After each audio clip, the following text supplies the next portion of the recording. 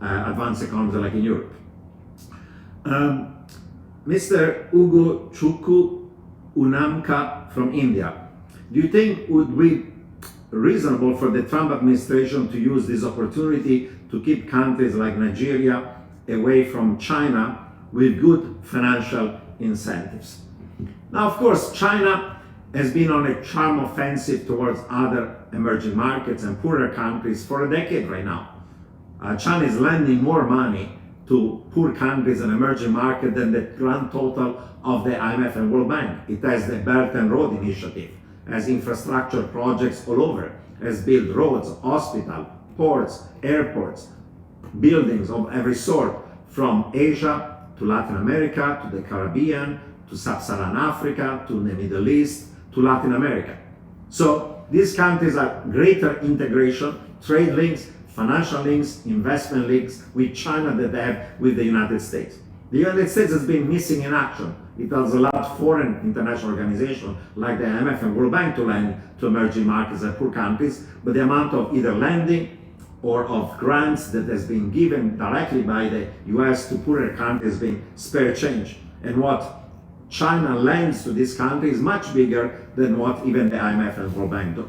I think this is structural, and China now says, you see, my economic model, my social model, my political model, my technological model, my healthcare model is better than these dysfunctional liberal democracies in the West, like US, Europe, Japan, and otherwise. Follow my model. And you know what? Unfortunately, for many emerging markets, that model is more appealing than the traditional market-oriented policies of the US and liberal democracy, and many more of these countries are getting into the sphere of influence of China.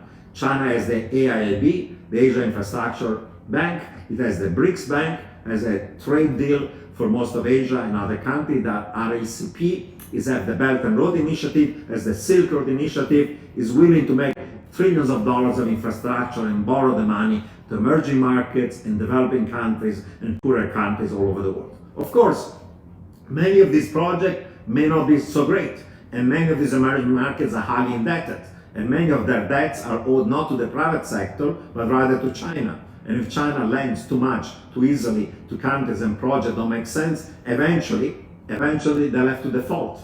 And the default may imply conversion of this debt into equity, but that has political consequences. So China is taking a big risk. But I don't see a situation in which most emerging markets, most developing markets, or most poorer countries are going to move away from China.